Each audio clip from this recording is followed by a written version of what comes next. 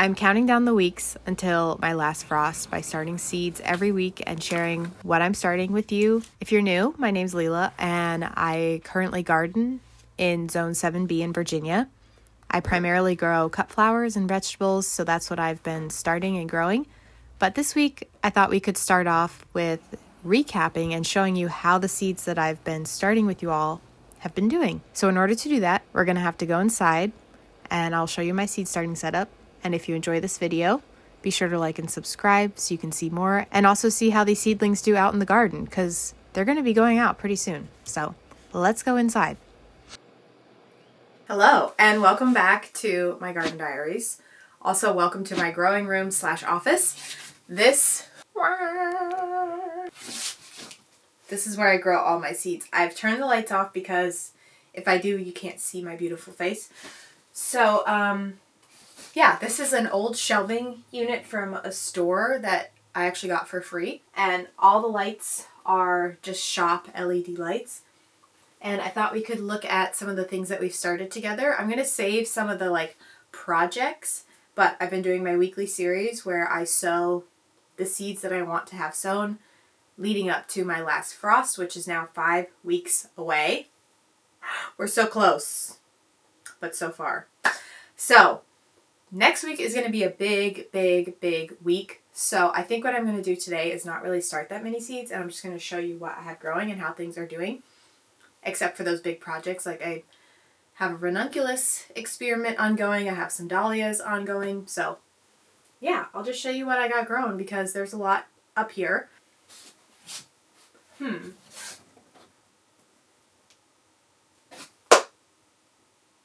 So, 8 weeks before my last frost, I think I started a bunch of things.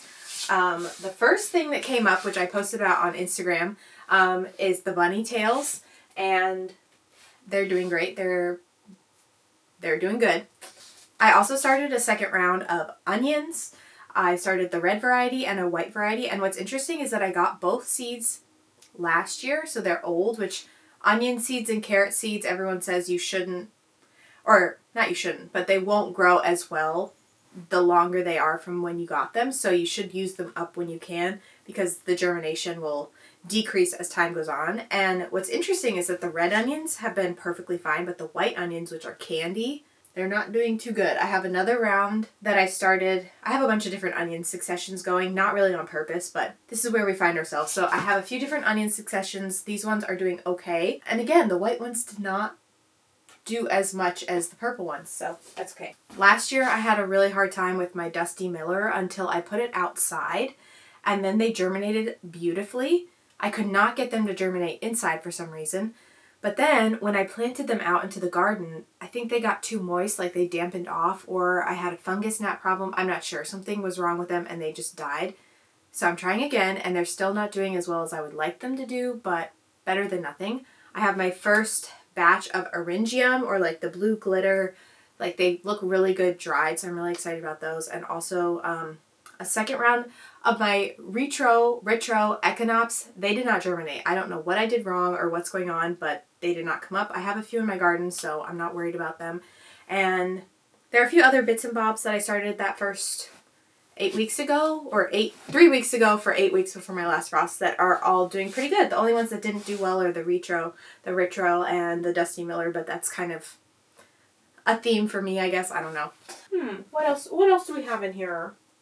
Then this bin, I think, are pretty much most of the things that I started 2 weeks ago, and they're coming up. They're doing okay. I didn't keep this lid on, so they did dry out at one point, so it's okay. But I have some straw flowers that are doing good. The ones that I got from fresher seed are doing better than the ones that I have from older seed. I don't think that's a coincidence. Maybe not. And for the Rudbeckia that I started, the ones that are from my own saved seed are coming up better than the ones that are not. And I think that's because the ones that I saved myself got some cold outside. I think I took them off the plant after we'd already had our first frost, or our first few nights below freezing, which on the seed packet it said that, you should chill them or whatever. So maybe that's proof that I should read the seed packet and follow directions. Pre-chill for 30 days. No thanks. these guys are all doing okay. These things grow kind of slowly, but this week I will give them their first round of fertilizer. So that should make them burst with life in a few days. So that will be exciting to see. Last week I started a round of a bunch of seedlings that I want to have for sale at like farmers markets, maybe a roadside stand kind of thing, I'm not sure. And I brought the herbs that I started inside and I left the other ones outside because our the next few days weren't going to be that cold. But then we did have a freezing night and I was like, you know what? I'm going to risk it for the biscuit. And I did. I risked it. It got down to 25 degrees and by then the zinnias had started to show. Like I could see little green coming out and they did okay. They survived a night. But the next night was going to be cold again and I was like, that's enough risking it for now. So in all the videos where I'm seed starting, I'm starting them in my greenhouse. And someone asked this in one of my videos.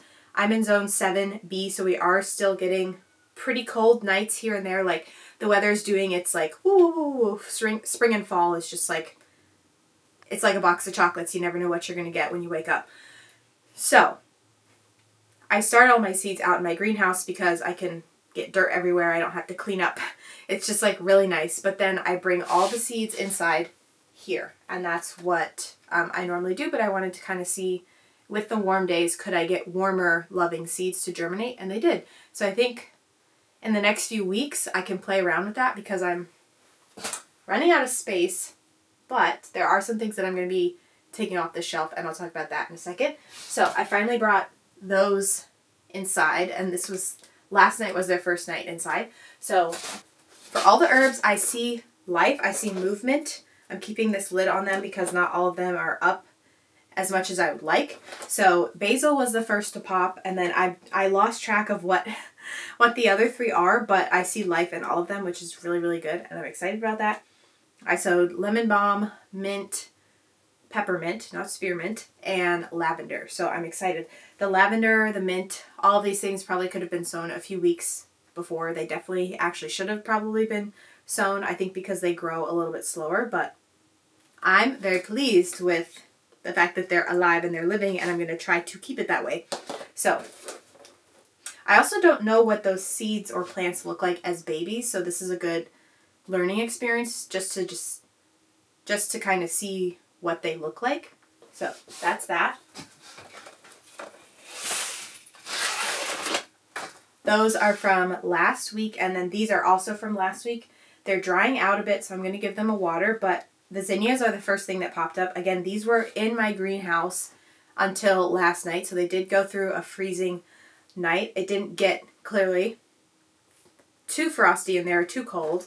So that means that, to me, that means that the soil in there is warming up faster than the soil outside, and that at night it's slowly releasing just enough heat to kind of keep it a few degrees warmer than the outside, but I don't think it's going to keep it warm enough if we have successive nights of deep cold or like hard frost. So they're all inside. I don't see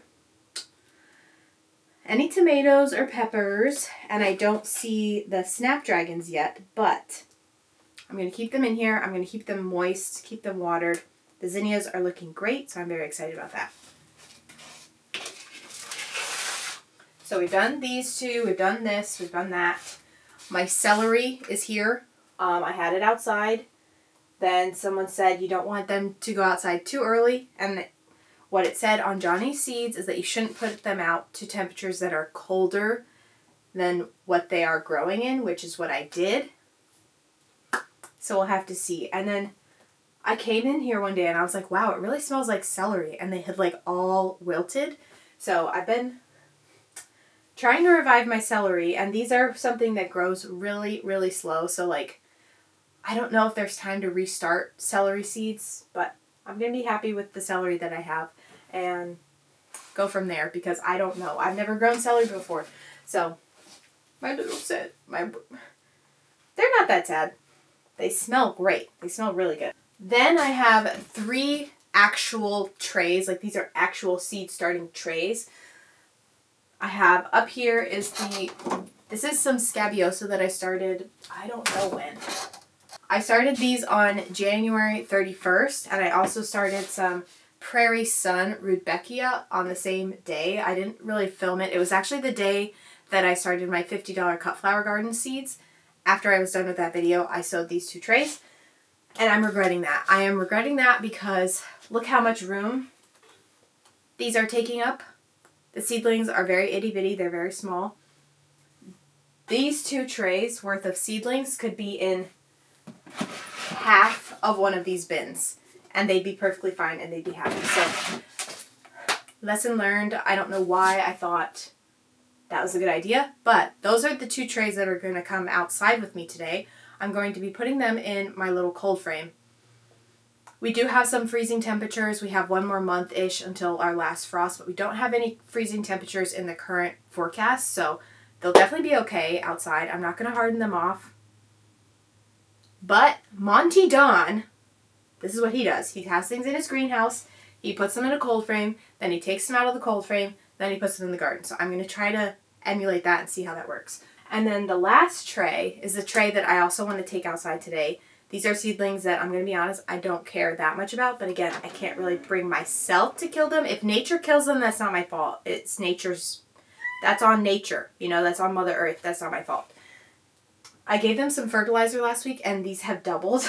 So now they're even better looking that I just, I can't bring myself to do it.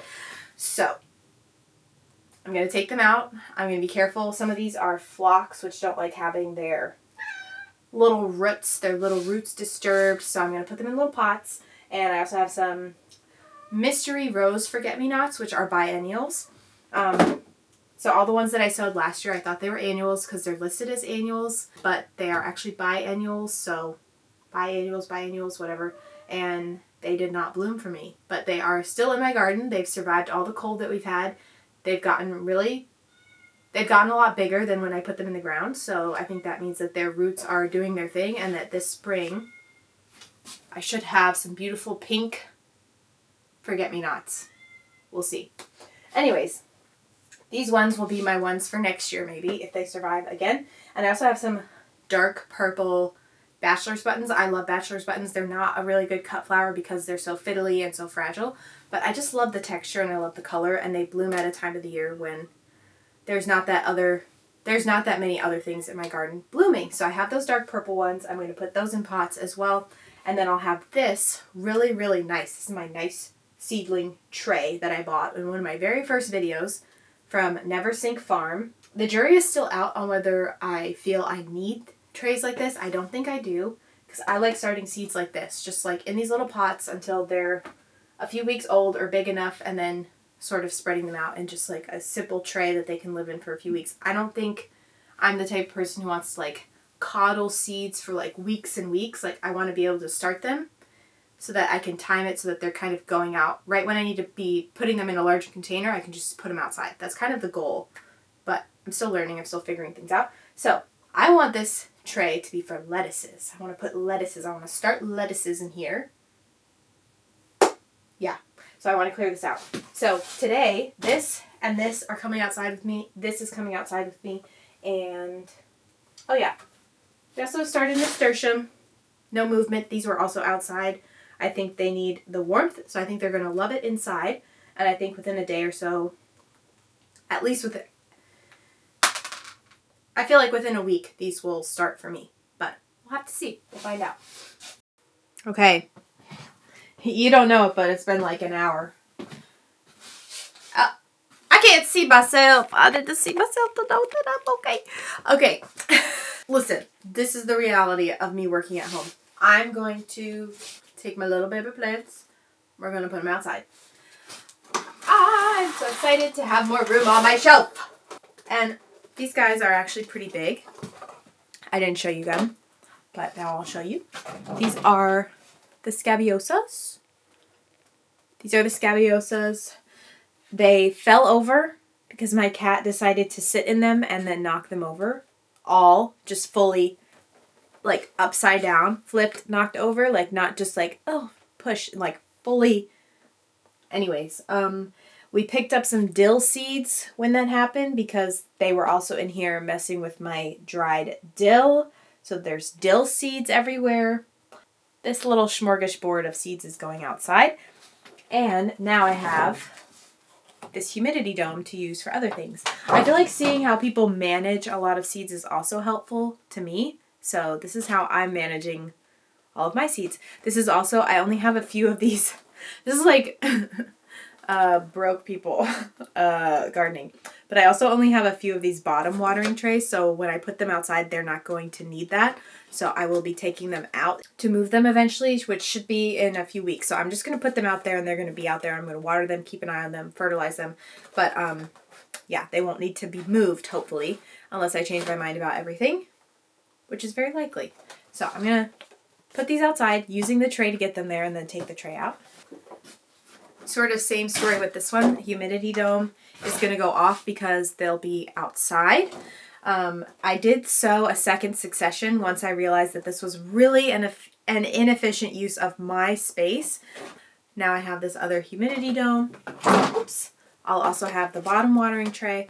And, you know, the seeds that I started, I'm seeing a few of them maybe perk up. So if they perk up, they perk up. If not, I have plenty of little babies in here. I'm going to make sure that I do my best to keep them alive because I used all the seed.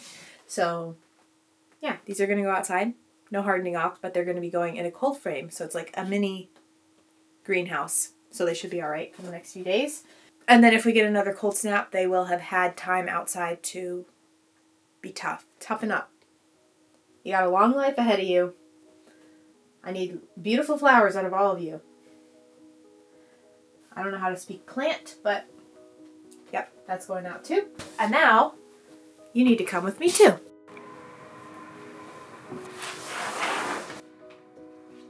And here we are, back where we started. Thank you for watching. Thank you for joining. Let me know if you have any questions. I'm going to be starting a huge round, hopefully next week, of like all my dahlia seeds that I saved last year. Just a bunch of different stuff. The 4-week before your last frost is like the sweet spot where you could just like start a lot of things.